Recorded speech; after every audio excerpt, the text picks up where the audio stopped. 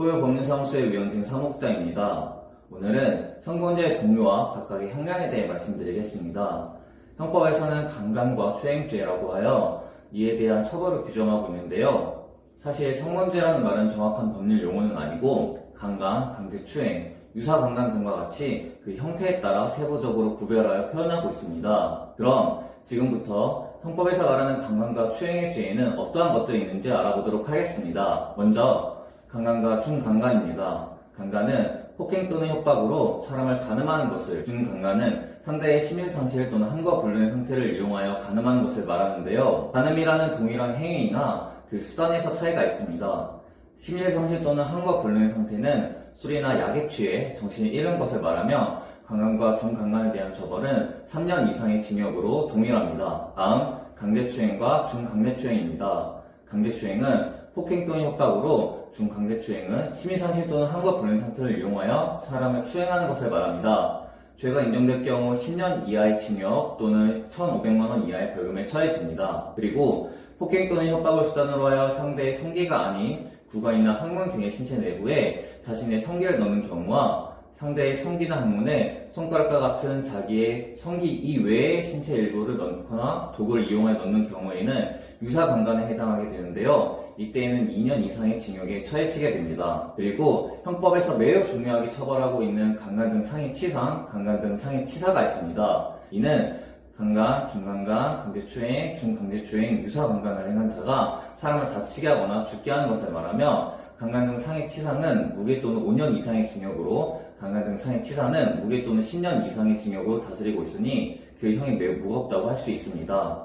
또한 간음 및 추행 시 그 수단으로 폭행이나 협박이 아닌 약한 위계나 위력의 사용만으로도 처벌받는 경우가 있는데요. 바로 미성년자와 심신미약자, 그리고 업무 고용 관계에 있는 자로 자기의 보호 또는 감독을 받는 사람을 대상으로 한 때이며, 미성년자와 심신미약자의 경우 5년 이하의 징역, 그리고 업무 고용 기타 관계로 자기의 보호 또는 감독을 받는 사람의 경우에는 7년 이하의 징역 또는 3천만원 이하의 벌금에 처해지게 됩니다. 기존에는 13세 미만의 사람과 성관계를 하는 경우 강제성 여부 관계없이 처벌을 하였는데요. 2020년 5월 19일 법이 개정됨에 따라 성인이 13세 이상에서 16세 미만 미성년자와 관계를 하는 경우에도 처벌하는 것으로 그 범위가 확대되었습니다. 지금까지 형법에서 규정하고 있는 성범죄에 대해 알아보았는데요. 성범죄 처벌에 대해 규정하고 있는 것은 형법뿐이 아닙니다. 성범죄의 처벌에 관한 특례법과 아동청소년 성보호에 관한 법률과 같은 특별법도 있습니다. 성폭력범죄 처벌 관한 특례법, 일명 성폭법에서 다루는 범죄들은 가중 처벌되는 경우가 많으며, 해당 법에서는 특수강도강간과 특수강간, 친족관계에 의한 강간, 장애인에 대한 강간과 강제추행, 13세 미만 미성년자에 대한 강간과 강제추행, 통신매체 이용 음란 행위, 카메라 등을 이용한 촬영 등의 죄를 다루고 있습니다. 특수강간은 흉기나 유용한 물건 소지하거나 2명 이상이 합동하여 강간하는 것을 말하는데요. 상해 여부 관계없이 7년 이상의 징역에 처합니다.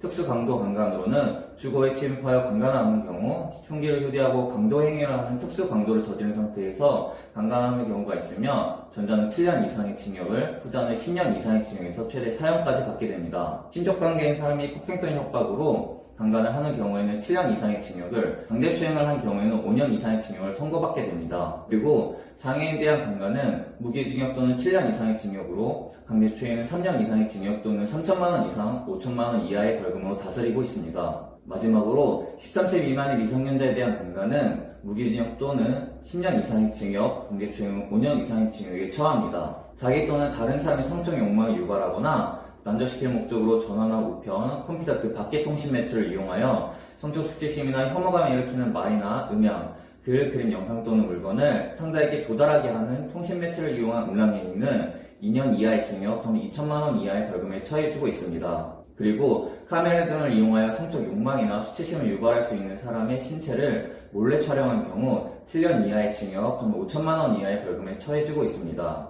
마지막으로 아동청소년의 성보호에 관한 법률에 대해 말씀드리겠습니다. 이 법률에서는 19세 미만의 사람을 아동청소년으로 규정하고 있으며, 이들을 대상으로 강간하는 경우에는 무기징역 또는 5년 이상의 징역을 처벌하고, 강제추행하는 경우에는 2년 이상의 징역 또는 1,000만원 이상 3천만원 이하 벌금에 처해집니다.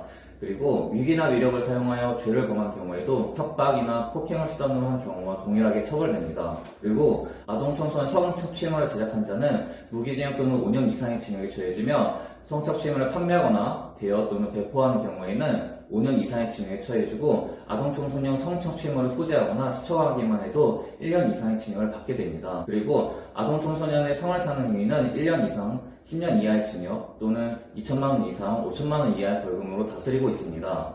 오늘은 법에서 규정하는 성범죄의 종류와 그 처벌에 대해 정리해 보았습니다. 법에 나오는 모든 내용을 담지는 못했지만 해당 정보가 궁금하신 분들이 계셨다면 조금이나마 도움이 되셨기를 바랍니다. 감사합니다.